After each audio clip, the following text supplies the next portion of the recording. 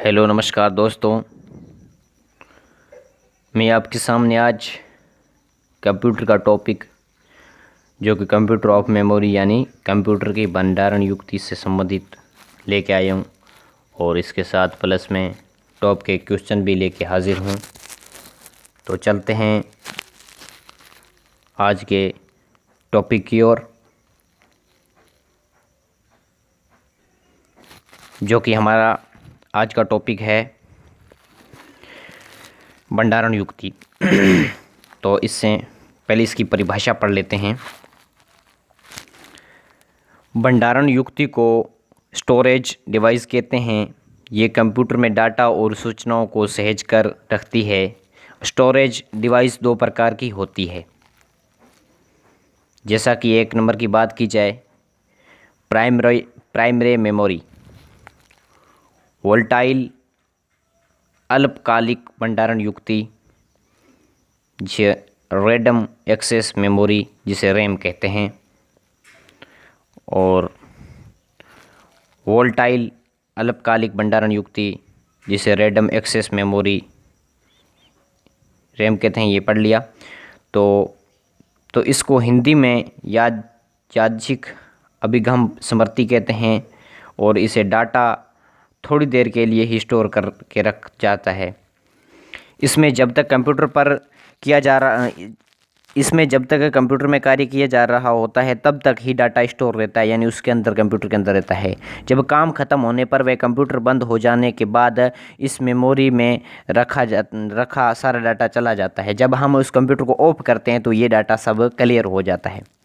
तो इसकी ये रैम वगैरह की ये लोगो वगैरह है, देख ले आप। और नंबर 2 की बात की जाए तो नॉन वोलेटाइल यानी दीर्घकालिक भंडारण युक्ति, जो सबसे यानी बड़ी भंडारण युक्ति, ये लंबे समय के भंडारण के लिए होता है।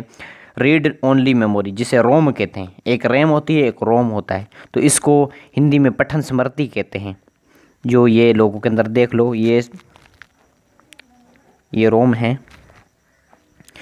तो इसकी दूसरी शक्ल है जो है सेकेंडरी मेमोरी, जो ये लंबे समय के भंडार के लिए होता है। इसमें आप जब तक चाहो आपको डाटा और इन्फॉर्मेशन वापस मिल सकती है सालों बाद भी और तुरंत भी। ये निम्न प्रकार के होते हैं। जब ये सेकेंडरी मेमोरी ऐसी होती है जब इसके अंदर डाटा स्टोर किया जाता है, इसके अंदर इनपुट कर दिया जाता है, जब चाहो आप उसको निकाल सकते हो।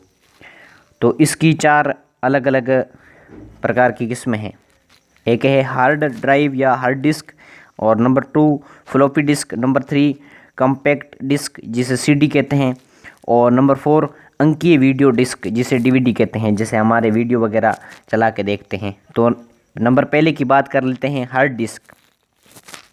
ये कंप्यूटर की स्थायी स्मृति होती है और इन पर स्थापित किए गए जानकारी सदा के लिए बने रहते हैं, और ये कंप्यूटर के द्वितीयक संग्रहण उपकरण होते हैं। इनकी क्षमता रैम से कहीं ज़्यादा होती है और ये ढेरों जानकारी संग्रह करके रखने में सक्षम होती है, यानी अपने के अंदर एक महत्वपूर्ण भूमिका निभाती है। इसमें हम डाटा को स्टोर कर सकते हैं और ज़रूरत पड़ने पर उस डाटा को इसके द्वारा कंप्यूटर में भेज सकते हैं, क्योंकि इसके द्वारा हमें स्टोरेज की होती है और इसके मदद से हम अपने कंप्यूटर में कन्वर्ट कर सकते हैं। ये इसका लोगो है। और नंबर 2 की बात करें तो यो फ्लॉपी डिस्क, ये प्लास्टिक के वर्गाकार आवरण के अंदर स्थित प्लास्टिक का एक वर्ताकार डिस्क होता है जिसमें चुंबकीय पदार्थ का लेप लगा रहता है। और फ्लॉपी की भंडारण क्षमता 1.44 MB से 2.88 MB होती है। MB से तो आप भली भांति परिचित होंगे। तो इसका लोगो ये है, ये चिप के ऊपर लिखा हुआ ना 144 MB। और नंबर 3 की बात की जाए, संगन चक्रिका चालन, CD या DVD, रोम या कॉम्पैक्ट या वीडियो डिस्क ड्राइव। तो हार्ड डिस्क के विपरीत कॉम्पैक्ट डिस्क आसानी से निकाले जाने लायक होते हैं एवं आसानी से एक जगह से दूसरी जगह ले जाए जा सकते हैं, जिसे दस्तावेजों का आदान प्रदान और आसानी से किया जाता है। नंबर 4 की बात की जाए, कॉम्पैक्ट या video disk drive. Hard disk के विपरीत यानी उसके समक्ष कम्पैक्ट डिस्क आसानी से निकाले जाने के लायक होते हैं एवं आसानी से एक जगह से दूसरी जगह लाए ले जाए जा सकते हैं, जिसे दस्तावेजों का आदान प्रदान आसानी से किया जा सकता है। तो इसकी चिप वगैरह ये लगी हुई है। और चलते हैं आज के जो इस भंडारण युक्ति से स्टोरेज ऑफ डिवाइस से महत्वपूर्ण क्वेश्चन बने हैं, वो भी आपके सामने लेके हाजिर हूँ। तो चलते हैं इन क्वेश्चनों की बात कर लेते हैं। तो नंबर फर्स्ट की बात की जाए तो किस भारतीय प्रौद्योगिकी संस्थान के अनुसंधानकर्ता ने चुंबकीय रैंडम एक्सेस मेमोरी की विकसित की है, यानी इसे बनाया गया है? IIT मंडी, IIT कानपुर, IIT खड़गपुर और IIT दिल्ली। तो इसका करेक्ट आंसर होगा वो क्या होगा? तो इसका सही आंसर होगा वो होगा IIT मंडी, जिसे IIT मंडी।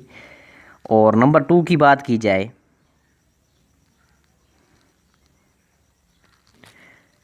इसमें सुमेलित कीजिए, इसमें हमें सुमेलित करना है। नंबर 1 गीगा, जिसे गीगाबाइट कहते हैं, 10 की पावर 9 मेगाबाइट, 10 की पावर 6 हेक्टोबाइट, 10 की पावर 2 टेराबाइट, 10 की पावर 12। तो इसका सही आंसर क्या होगा? यानी क्रम वाइज इसे लिखना हो तो ये कैसे लिखा जाएगा? पहले क्या आएगा, उसके बाद क्या आएगा, उसके बाद उसके लास्ट में क्या आएगा? तो इसका सही आंसर होगा वो होगा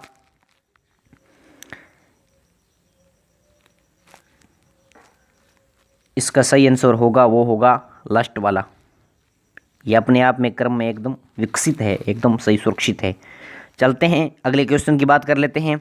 1 टेराबाइट में शामिल है 1024 गीगाबाइट, 1024 किलोबाइट, 1024 मेगाबाइट, 1024 बाइट।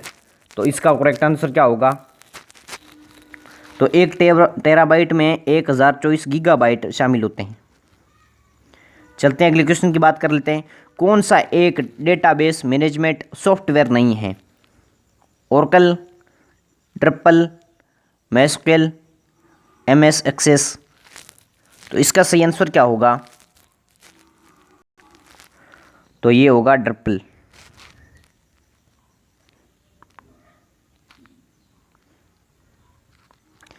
चलते हैं अगले क्वेश्चन की बात करते हैं। कैश मेमोरी किन दोनों के बीच कार्य करता है? CPU और रैम, रैम और रोम, CPU और हार्ड डिस्क, इनमें से कोई नहीं। तो इसका करेक्ट आंसर क्या होगा? तो ये किसके अंदर काम करता है? ये करता है CPU और रैम के अंदर काम करता है। चलते हैं अगले क्वेश्चन की बात करते हैं। निम्न भंडारण युक्ति में से किस में डाटा की सबसे बड़ी राशि स्टोर कर सकते हैं? हार्ड डिस्क में, फ्लैश डिस्क में, ब्लू रे डिस्क में, DVD में। तो सबसे ज़्यादा डाटा किस में स्टोर कर सकते हैं या एकत्रित कर सकते हैं? तो इसका करेक्ट आंसर क्या होगा? तो ये सबसे अधिक हार्ड डिस्क में किया जा सकता है। चलते हैं अगले क्वेश्चन की बात करते हैं।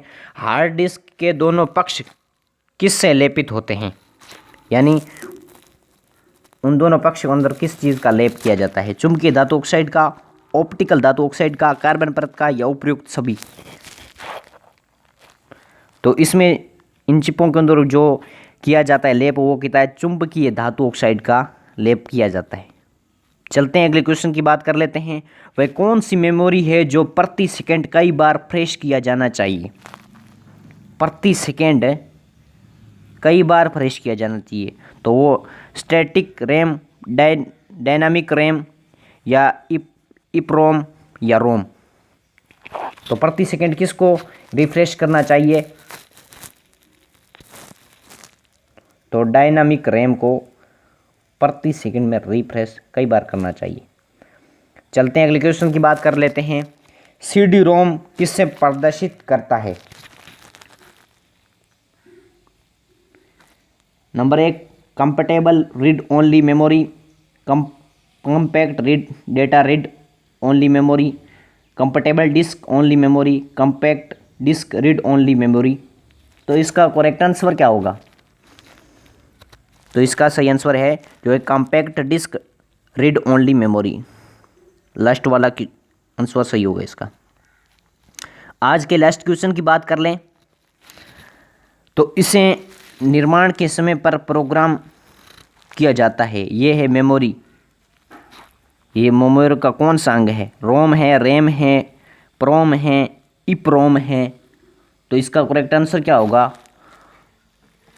तो इसे निर्माण के समय प्रोग्राम में किया जाता है वो है रोम। तो आई होप दोस्तों जो मेरे द्वारा दी गई जानकारी आपको समझ में आई होगी। कमेंट में ज़रूर बताएं कि आपको ये टॉपिक कैसा लगा, क्वेश्चन कैसे लगे, और अपने दोस्तों में स्टडी ऑफ स्टडी चैनल को लाइक करें, शेयर करें एंड अपने प्यारे दोस्तों में सब्सक्राइब करें। थैंक यू, धन्यवाद, नमस्कार।